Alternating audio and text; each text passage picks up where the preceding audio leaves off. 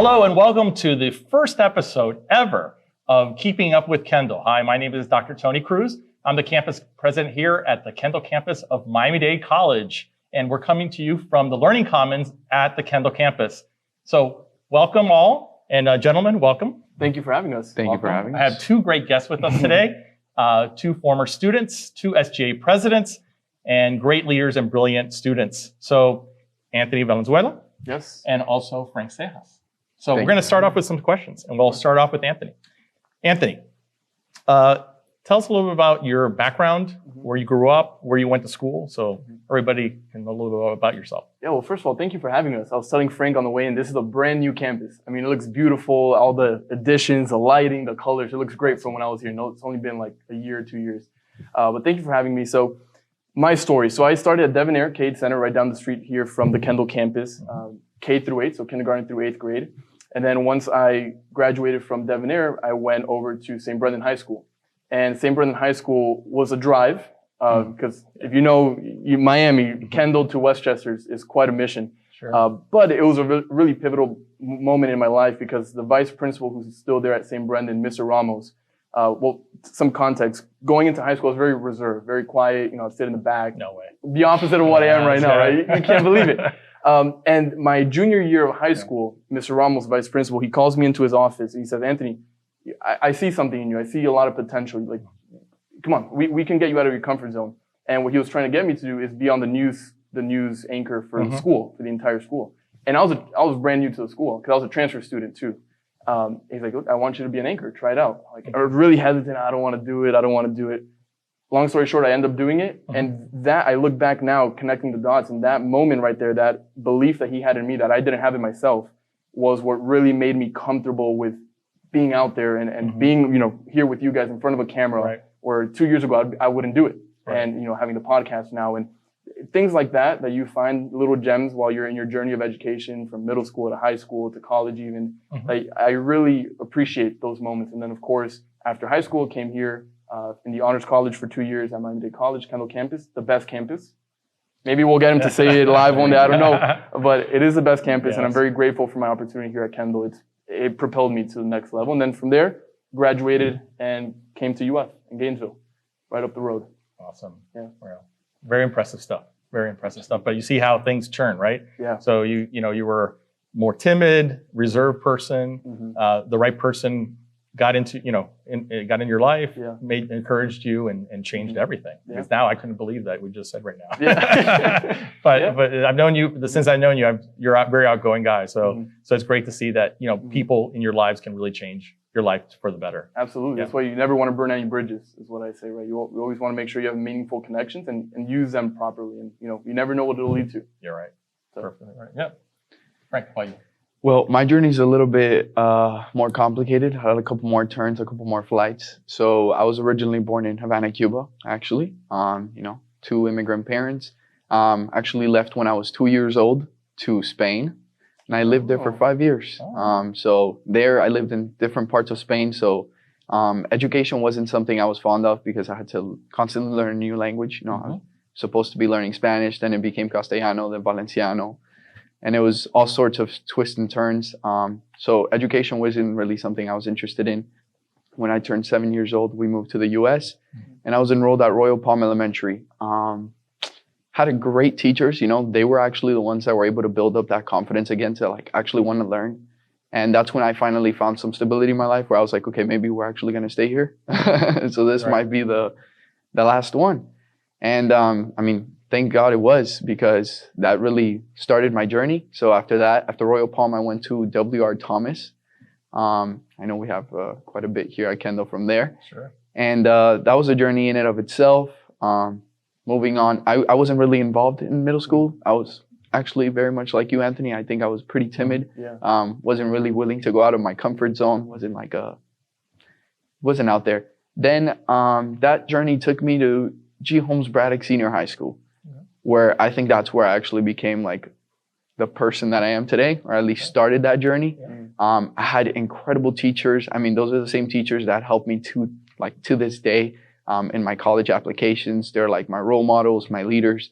A lot of people that I can look up to, and that's where I really found I broke through became somebody like interested in community involvement, school involvement. I was like in all the honor societies, was president of HIP. I did quite a bit. And that's what brought me to the Honors College, where I found like a whole new version of myself. And thanks to the Honors College here at the Kendall campus specifically, the incredible professors, administration, like support staff, everyone here has really helped me to get where I will be going soon, which will be Duke University. Wow, impressive stuff. Thank you. Yes, very impressive journeys. And both of you mentioned, you mentioned specifically a teacher. You'd also mentioned, different individuals. Is there somebody in specific, other than the one you just mentioned, anyone else that really had a big impact on that academic journey? It could have been, like you mentioned somebody in middle school. It could have been, but how about here at the college, or even now, like Anthony, you're at UF? Here at the Honors College, is there one specific person, one specific professor that kind of had that real big impact? For me, it's difficult to pinpoint, but because there's like incredible people, especially here at the Kendall campus. Name a couple then. That's why. If I have to it's okay. If I have to go with my number one, it's definitely John Fraser. Right. A role model in my life.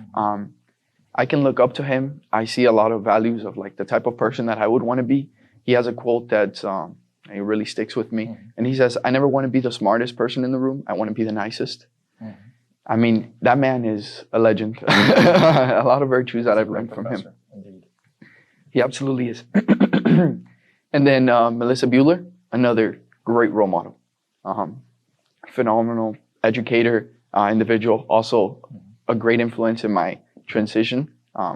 Now, when it comes to transfers, they helped me with everything, really. Dr. Oko, director of the Honors College, can't go without saying her. May and all the support staff at the Honors College, incredible individuals. And Jenny Gomez at Student Life.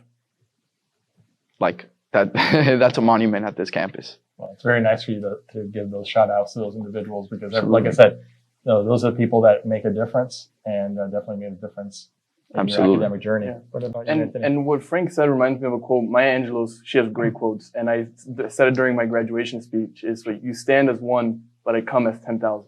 Meaning you're there on the stage, everybody sees you at the mountaintop, like you're the face, but there's thousands of people, hundreds of people that are behind you that helped you be where you are today. So when you asked me that quote, well, I thought about that quote when you mentioned all those people. And for me, very simply, is my mom. My mom's been a great, great inspiration in all facets of my life, but especially academic. She graduated from UM Law School. She's a lawyer. And what I appreciate about my mom is that she always taught me, just by seeing her, not even verbally telling me, but just by observing her, that she loves what she does. And that was a message to me that whatever I do in the future, I have to absolutely love it, because she works nonstop on the Valenzuela Real Estate Group, on our business. She's the CEO of the company, and she just works and cultivates great things and makes things happen. But she loves what she does, and that's what I take away from it. So whatever I do academically, I have to love it in order for me to really get behind it. And I notice that, like, I'm sure you notice that, Frank, classes that I'm actually interested in, I do the best in because I'm invested in it. Oh, definitely, yeah. And a lot of that has to do with the professors. And I can tell you here at Miami-Dade College, even the classes that I personally wasn't interested in, like the subject-wise, the professors would be the ones that would make it fun and interactive and group work and things like that. Right. So, but all in all, the professors, of course, here at the college, but my mom is really the one that got me interested in being a good student. Great. Awesome stuff for both of you. I think that we have a lot of viewers out there that are wondering, they see both of you, they're both very successful students and now professionally and everything else.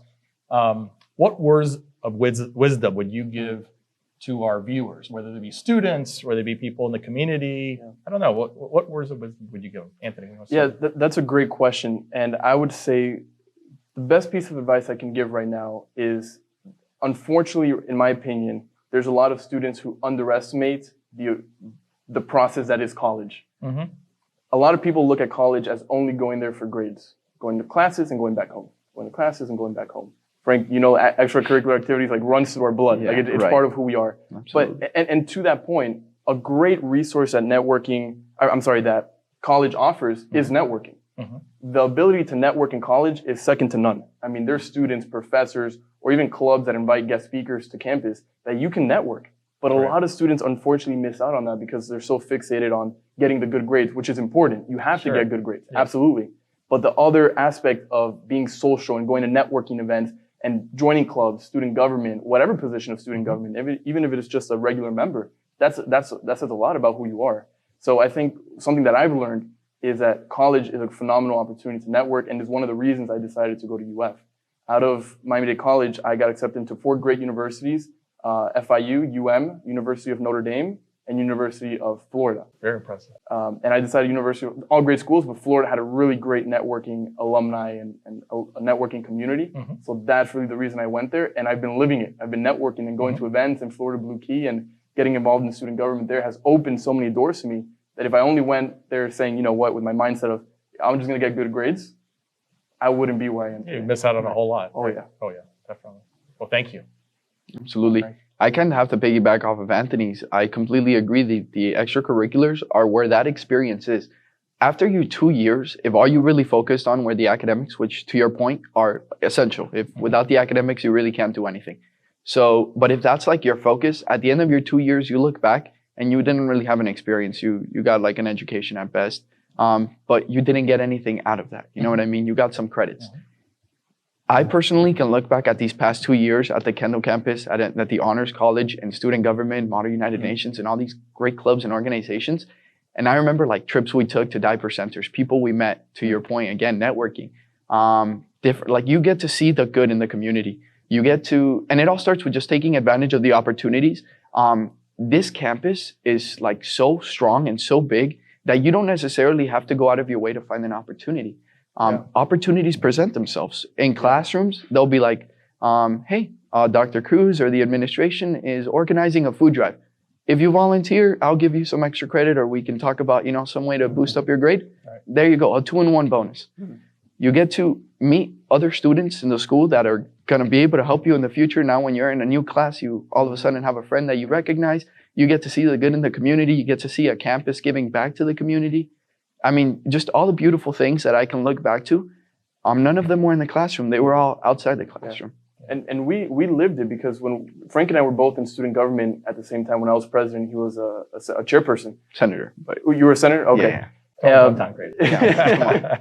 And we would, it was during COVID, prime COVID time. And we here at the Kendall campus hosted a lot of food drives, mask distributions. And so we lived it. We were part of the community, right? And Miami-Dade College Kendall campus gave us that opportunity. It was open to everybody. That's what I love about the Kendall campus specifically, that is very inclusive. It's very open. If there's events, it's known. I mean, you can't miss it. If you're not going to an event at the Kendall campus, it's because you don't want to. Because you get emails, you get phone calls, you see it on social media. You just can't miss it. And it's a great opportunity. I agree. Great stuff. I think that you both of you are living examples of that engagement. And I mean, if you look at, I'll get a little bit more scholarly about this.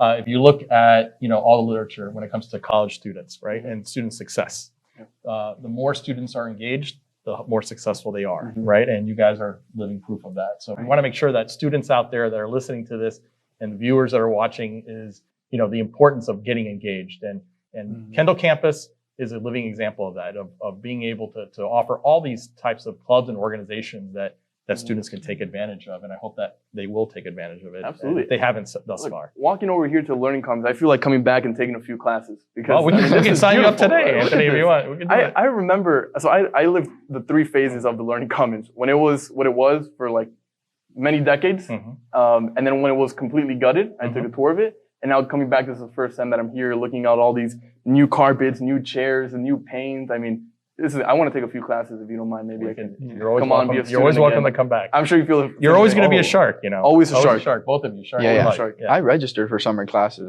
So he's taking classes. He's good. We're not leaving. All right. We're going to stay here as long as we can. I want to come back. Keep on going. So Frank, I have a question for you. You were recently at your commencement, right? I was there at the commencement, and tell me a little bit about what it felt like. I know you've gone, you've had that journey that you talked about, right? Right. And you're still a very young guy, but you've done a lot. You've done a lot in your life, and you've gone through a lot, and you've lived in different countries and everything else. You get to the point now you're at commencement, right? And I think it's the best day of the year. I agree. When our students we're celebrating our students and their achievements and graduation. So what were you thinking? What was going through your mind? I know a lot of things were going on before. I know you did your speech as well. You did your speech when you were STA president. But give me an idea of what was going through your mind when you were walking across that stage just a couple months ago. So I felt extremely humbled, extremely grateful. All I could think about was not just the sacrifices that I've made, but like the sacrifices of my family. Like you said, it's been a difficult journey to get to where I am today. I was able to graduate with like an associate's degree without any debt. Like these are some of my dreams growing up. Definitely my family was going to be able to afford my education. So it was always like a goal.